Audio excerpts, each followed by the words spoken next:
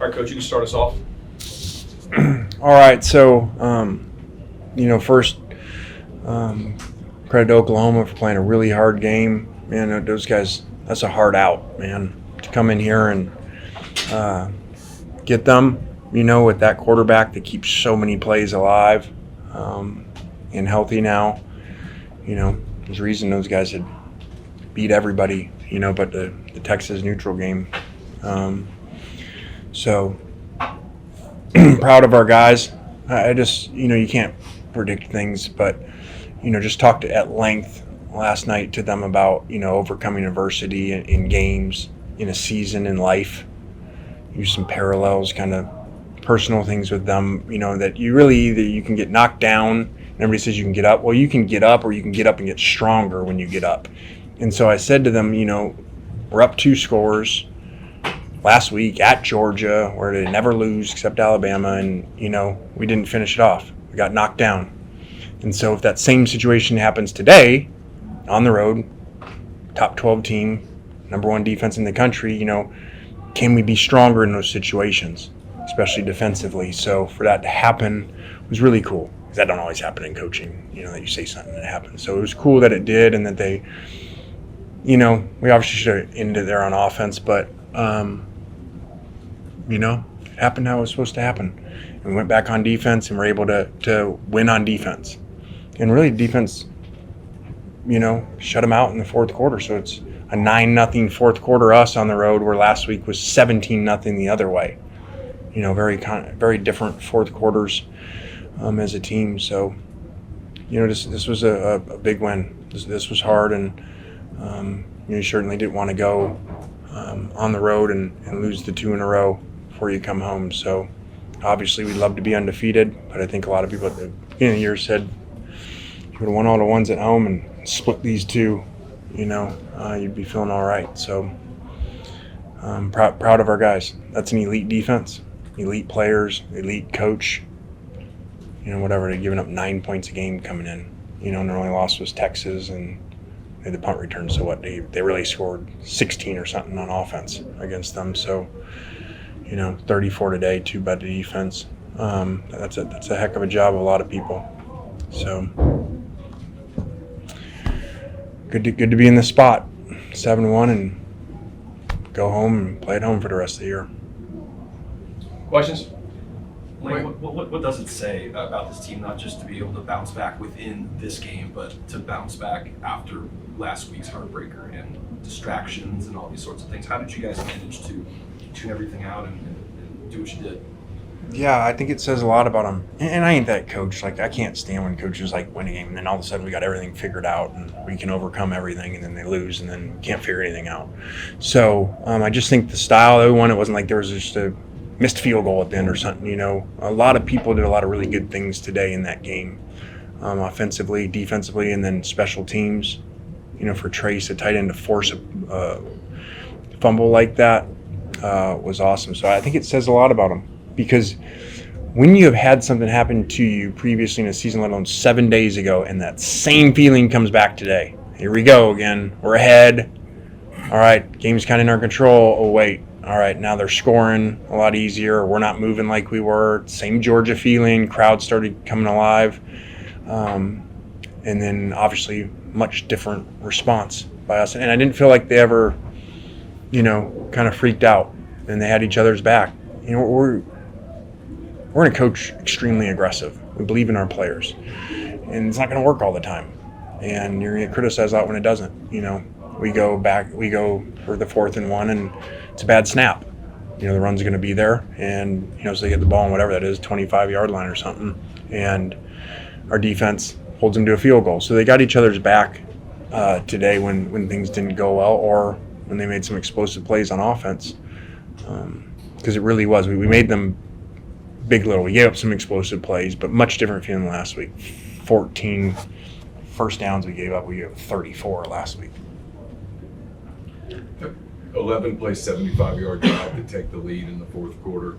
I mean, obviously that was critical. Was there something about that drive that gave you confidence that you guys were going to be okay? I mean, given that, the crowd was kind of getting into it, yeah, and taking the lead, they felt like they had momentum there. Yeah, and against, the best defense in the country at their place, and that's when they come alive, man. I felt good because of the guy taking the snap every time, the quarterback. I'm never going to go sit up here. Man, this is his perfect game plan. Those guys they bring blitz zero a lot, and they do a lot of different things, and this quarterback helps you a lot when you don't block everybody. So he made some huge plays in the game. You mentioned Trace Brother too, Lane. I mean, that's a guy that wasn't heralded as far as transfer coming to New Mexico State. How has he come along into having a touchdown and then, like you said, making that play on special teams, making an impact in that way? Yeah, I think that's how this team is. I kind of felt coming in the year like we don't have maybe as many elite guys as last year, or that they're younger, like Kiwan, Winnie. So you're going to need these wins. You're going to need close ones. Not what every game has been one score, right? It feels like. And you're going to need guys to make significant plays. Daquan was very limited today in what he could do. I actually tried to, take him out. Not that it was a medical non-clearance thing. I just felt he was playing with a major injury today, and he just put himself back in, and so it's really cool to have guys like that. We live in a world that they ain't all like that anymore. They start listening to agents and their draft status, and they sit out as soon as they got an injury. So really cool by him. Feels like we ask you about Kiwan all the time, but days like today, he's just a workhorse for you guys. What did he do today, and what has he just meant to your team? Yeah, he hasn't had the giant yardage numbers the last 2 weeks, versus really good defenses and hard defenses to run the ball on. But there's hidden yards in there that are so critical. For the half, he's on that left sideline and he makes probably 5-6 extra yards, which gets us down to maybe like the 2 or 3, and then we run the goal line run that he scores on. Well, if he didn't get those extra yards, he can't do that. He can't get to that package. So there's a lot of plays. He almost ended the game on the first down play where he made 8, and we couldn't make 2 yards on 2 plays. But he's really elite, and he took care of the ball. That's 2 weeks in a row on the road, really good defenses, 0 turnovers, 1 combined sack, and that has a lot to do with him in protection too. What things do you have to think about when you're deciding to put Austin in, and how do you feel like he played today? Austin missed the pop throw. There's some schematical things, like especially with this head coach we're playing against, that there's some mind games going on there. Not mind games, but just chess.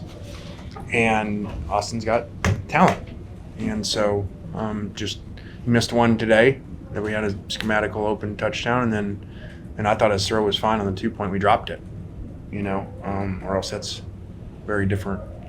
At the end right there, because now we're at 10 instead of 8. Playing 2 road environments. And I think too, it's hard to prepare for. Everybody plays the other way. Everybody over time played the other way. Like, here's the better thrower, necessarily is what people would say, whatever. And here's the guy that's more dual threat. And then so they put in the runner, like as a changeup. Well, why wouldn't you do the other way too? So even though, we dropped one of them today, he misses one today, that's hard, especially when they're both in there too sometimes. It's hard to game plan against, I think. Ask them. I bet they would say it's challenging. And just kind of immediate post-game thoughts, how you felt Trinidad did, second straight kind of hostile environment for him. Yeah, I thought he was great. I thought he did what the team, he was the example of what the team did, where it was here goes the same thing. And he makes some really good throws, like he makes the corner out throw. They're kind of at the same time where he started to, where he missed a corner route last week at Georgia, different coverage, but, and then we trust him. We trust our player. We run a very unique double move to Winnie Watkins because the way they were playing, and they're very aggressive. And they take away a lot of things. And in my opinion, the only way to play against them is you've got to take risks, and you're not going to have a high completion percentage day against them. But you got to take, you got to take some risks, and we did that. And that was an example where Winnie and he made a big play. The defense kind of came off of, not forcing a stop at all against Georgia last week, but had a safety today, a turnover on downs, and made Oklahoma punt a couple of times. What kind of changed in the way they executed today? I think that we didn't make as many mistakes. We made a couple, but last week Georgia's made some really good plays. But there were a lot of times we weren't making them work. The guys just open, or blow a coverage, and these guys had to work a little bit more for it. Obviously, like when we talk about giving up 34 first downs last week to 14 this week. Prince Will, was this more of the kind of what you're looking for when you signed? This was real impact that they just built the effort coming off the field. Tied for the team leading tackles and sacks. Just how disruptive was it good to see him like that? Yeah, it was great. He actually had another sack guy right there. He missed him, but that was much needed, and obviously when you rush, it helps the coverage, and we just talked like, hey, we need him to step up and be like that, especially because we know what it's like on the other side. Like this week, they have to play against these guys constantly throughout the game, just concerned with negative plays happening, sack caused fumbles, like what these guys do to other people. They had 10 sacks in a game this year, and so we game planned a lot around that today. They had 1 sack, now they could have a couple other, and Trinidad bailed us out, but it's really good that Princely and some rush showed up today. Lane, at the end of the game, went to the fans through the visor. Yeah. Your thoughts on the traveling fans and your thoughts about this road win in totality?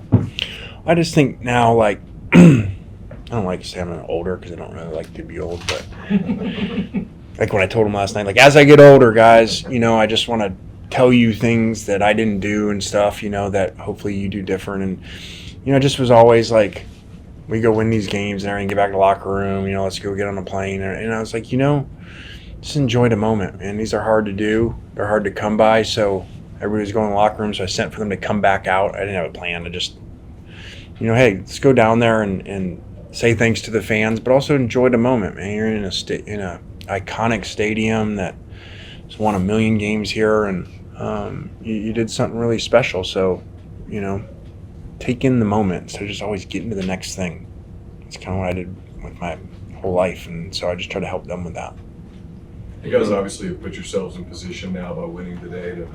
Everything's kind of in front of you. You kind of control your own destiny. Is it going to be difficult just to get guys to focus on one game at a time and not think about all the playoff picture discussion that's coming in the next few days? I don't think so, just because we don't. That's not even our language. Whether it's right or wrong, I don't talk to them about that and playoffs and where you're ranked and any of that stuff. I just don't. That's just my philosophy. Never have. We really. Actually, I did when I was younger. And it's been a lot of years now. I don't talk to them that way because it's just about staying in the process. And that probably was going to coach for those 3 years. Coach Saban and learning that get caught up in all that noise, and as he says, rat poison versus just none of that matters. What matters is getting better in these individual areas so that you finish off games like this. Lane, you had that moment with David Stone at the end of the game for yourself, just the emotions of being in this moment. You talked about reflecting. What is it? Not specifically, but just the moment of you walking off this field with an SEC road win in a place like this. Is that number 0? Yes. Okay. Just making sure. I was like, who's David Stone? But then I knew. That's just me. He was talking the whole game to me, and I did a good job, I felt, at not talking back. He just kept telling me we ain't going to score and all this, so I didn't go try to find him. He was just walking by, so I just saw him. So that's just kind of me. Guy's a great player, man. I'm sure he's really enjoyable to coach. Coach, you talked about only 1 sack in the last 2 games for your Ole Miss offensive line. You mentioned before the season would start with me that you really want to see a turnaround from your offensive line unit. What have you seen over them throughout the season today? What has made them so successful throughout SEC play for you this season? I think they've just done a good job coming together. Again, now that's Georgia's gives you problems. These guys give you elite problems, man. They give you more problems than anybody I remember in 6 years. Because if you don't play the game, and you can't play too safe, and then you ain't going to go anywhere against them. But if you aren't conscious of their scheme and all the Z blitzing and number 32, 0 now, like if you're not conscious of where these people are, to me, you're going to have some games like you've seen some other people do this year against them. So it's a really good job by the line of helping us and taking that game plan and limiting negative plays on pass plays, which these guys have just, thrived on, especially 3rd and 4th downs. We're going to wrap it, Coach. We'll get players in here next. Thanks, Mike. Thanks, All right. Appreciate it. You got it.